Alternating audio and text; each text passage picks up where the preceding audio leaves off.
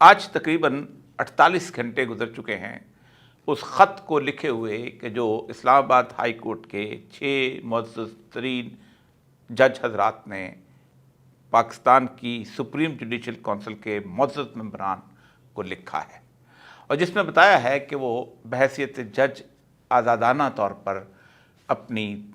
ڈیوٹیاں سر انجام دینے سے قاصر ہیں، اس لیے کہ انہیں دھمکایا جاتا ہے، ان کی سرولنس کی جاتی ہے اور ان کو خاص طور پر ان کے رشتہ داروں کے ذریعے مجبور کیا جاتا ہے، اور اس کا الزام انہوں نے پاکستان کی ایک بہت اہم ترین ایجنسی ISI اور حکومت کو دیا ہے۔ ISI بنیادی طور پر ایک سویلین ایجنسی ہے جس کا سربراہ وزیر اعظم پاکستان ہوتا ہے،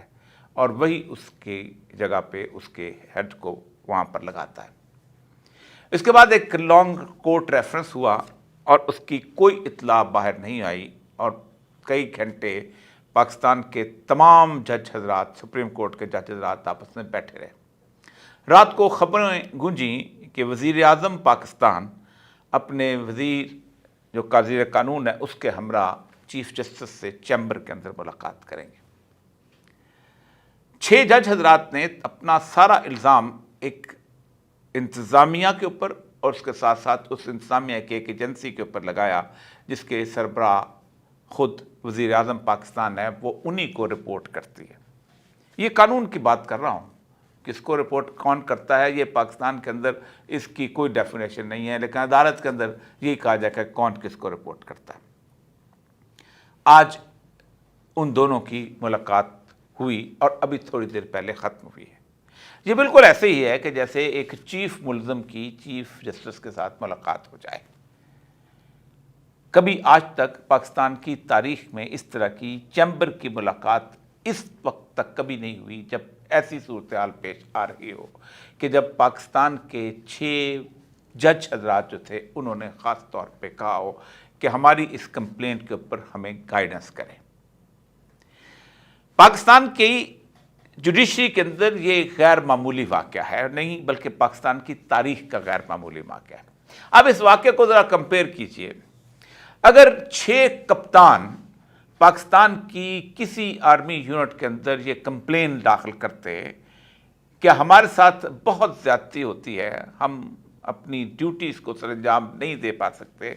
کیونکہ اس علاقے کے کچھ ملک معتبر یا ایسے لوگ جو ہیں ہمارے راستے میں رکاوٹ پیدا کرتے ہیں، ہم اپنی وردیاں تک نہیں پہن سکتے، یا ہم اپنے وہ ذمہ داریاں جو کہ ہمیں اس مملکت خدا داد پاکستان نے دفاع کی دی ہیں ہم ان کو ادا نہیں کر سکتے، خدا کے لیے ہمارے لیے کوئی راستہ نکالیں، کیا ہم ان لوگوں کو تیغ کرتے ہیں، کچھ کرتے ہیں۔ تو آپ سوچ نہیں سکتے کہ ودن سیکنڈ پاکستان کے اندر ایک پونچال آ جاتا اور اسی وقت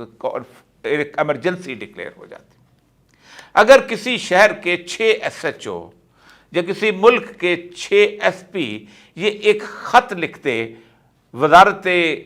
انٹیریئر داخلہ جس کے اب محسن لقب کے ساتھ مدار المہام ہے کہ ہم 6 SP جو ہیں یا 6 CCPO جو ہیں، 6 SP تو بہت چھوٹی سی بات ہے، 6 CCPO جو ہیں یا RPO جو ہیں، جو ہم اپنی باتیں نہیں بیان کر سکتے، ہم اپنا کام نہیں کر سکتے، ہمیں دھمکایا جاتا ہے، ہمارے بچوں کو دھمکایا جاتا ہے، ہمارے گھروں میں کیمرے لگائے جاتے ہیں، اگر پاکستان کے 6 کمشنر اس طرح کا ایک خط لکھتے اور خط منظر عام پا جاتا تو کیا اب تک یہی صورتحال ہوتی؟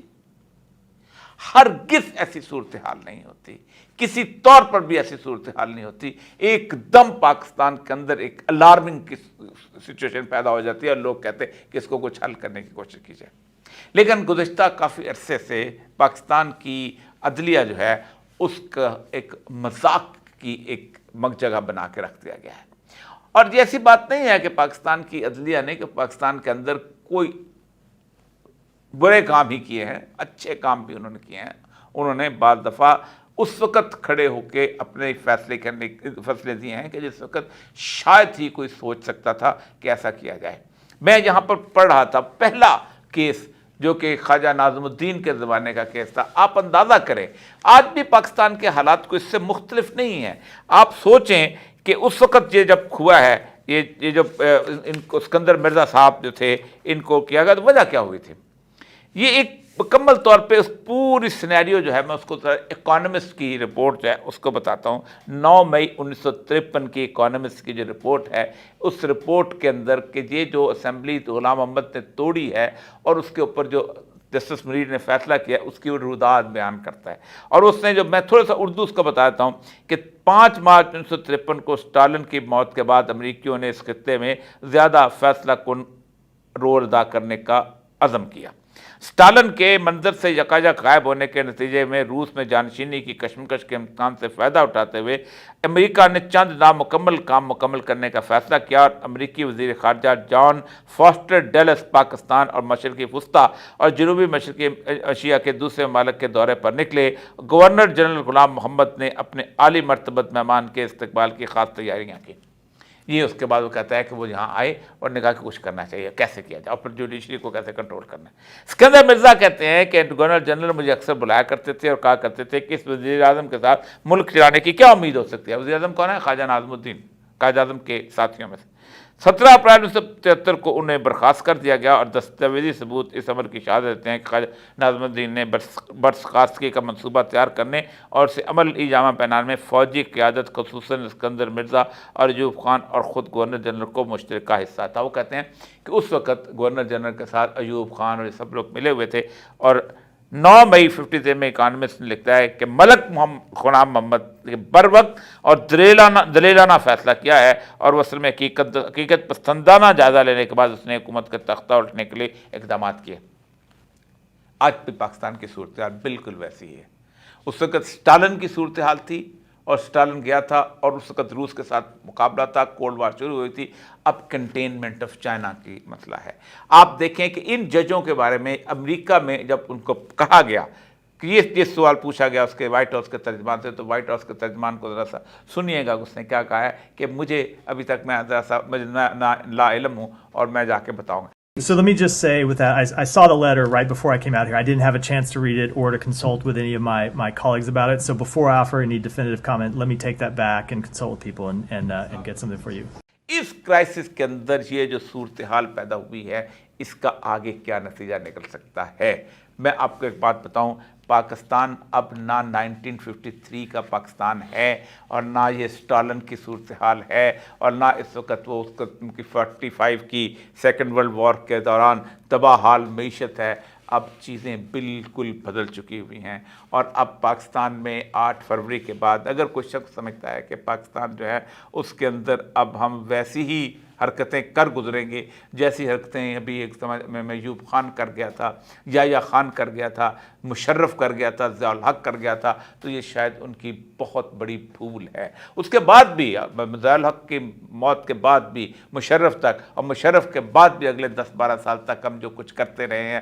جس طرح ہم پاور پلے پیچھے سے رہ کے ڈوریاں ہلاتے رہے ہیں، اب شاید اس طرح کی صورتحال نہیں ہو سکتی. ہو کیا سکتا تھا. اب اس وقت جو سب سے بڑی بات یہ ہے جس میں تکلیف دہ صورتحال ہے وہ ہے پاکستان کا وہ ایک انٹیلیجنسیا کہ جو انٹیلیجنسیا گزشتہ ایک طویل عرصے سے کچھ دسترخوانوں پہ کھانا کھاتے ہوئے اور کچھ جگہ سے بہترین تنخواہیں لیتے ہوئے اور ان تنخواہ داؤں کا رزق حلال کرتے ہوئے کہانیاں بنانے کی عادی ہو چکے ہوئے ہیں اور انہوں نے اس سارے معاملے کو ایک کانسپریسی کے طور پر لینے کی کوشش کی ہے. اس میں سب سے اہم ترین بات جو کی جاتی ہے وہ یہ ہے کہ یہ لوگ اس وقت کہاں تھے جب جسٹس شوکت صدیقی نے اپنا پر علم بغاوت بلند کیا تھا. پہلی بات یہ ہے کہ جسٹس شوکت صدیقی نے جس وقت علم بغاوت بلند کیا تھا اس سے پہلے یہ سب کے سب جسٹس شوکت صدیقی کو ایک کٹھ ملا کہتے تھے اور کہتے تھے کہ یہی ان کے بڑے بڑے لوگ آسما جہانگیر سے لے کے نیچے اس کو تو وہاں پر ہونا چاہیے، کسی مسجد میں امام ہونا چاہیے، کیونکہ اس وقت شوکت صدیقی جو تھے وہ اس نے قادیانیوں کے خلاف فیصلہ دیا تھا. انہوں نے اس وقت وہ جو بلاسفیمی والی ویب سائٹس تھی اس کے بارے میں ان کو بند کرنے کا فیصلہ کیا تھا. لیکن جیسے ہی انہوں نے اپنی اس سارے معاملے کو جا کے ایک وہاں پر تقریر کے طور پر رکھا تو ظاہر بات ہے کہ وہ اس وقت ہم نے بھی مخالفت کی تھی کیونکہ that was in becoming of a جج ایٹ دیٹ ٹائم. اور ہم اس وقت سمجھتا تھا کہ اس سارے معاملے کو پولیٹیسائز کر دیا گیا ہے، لیکن اس کے باوجود بھی ہم سمجھتے تھے کہ جو وہ کہہ رہے ہیں وہ صحیح ہے. اگرچہ کہ اس وقت بھی ان پر جو لوگ مخالفت بات کرتے الزامات لگاتے تھے، اور وہ جسٹس شوکت صدیقی صاحب نے جس کو اس وقت کہا تھا کہ ان کے الزام لگاتا کہ انہوں نے 1 کروڑ سے بھی زیادہ پیسہ جو ہے وہ لگایا ہے اپنی اس کے اوپر، گھر کے اوپر، رینوویشن کے اوپر. اور چونکہ میں ان ججوں کا پڑوسی رہا ہوں، اسلام آباد نہیں لاہور والے ججوں کا، مجھے پتہ ہے کروڑ روپیہ لگانا نئے جج کے آنے کے اوپر یہ کوئی معمول سی بات ہے. آپ سیکٹری CNW کو بلائیں. تو جسٹس شوکت صدیقی صاحب نے کہا تھا ٹھیک ہے مجھے اب پھر عدالت میں بلاؤ، اور مجھے اگر آپ پکڑتے ہو تو پھر باقی ججوں کو بھی بتاؤ کہ کس کس نے لگایا. اور اس وقت بھی ہم نے ان کی حمایت کی تھی. لیکن معاملہ سارا یہ تھا کہ اس سارے ایشو کو پولیٹیسائز کیا گیا، اور پھر اس کے بعد جیسے جو اس کو ان کی ساتھ ڈیل ہوا، پھر بعد میں ان کو اب جب گورنمنٹ بدلی تو ان کو ریلیف مل گئی، لیکن ان کو بھی ریلیف نہیں ملی. ان کی انکوائری نہیں کی گئی، اور اس لیے کہ اس انکوائری کے اندر لوگوں کی ٹانگیں کانپتی ہیں. اصل مسئلہ یہ ہے.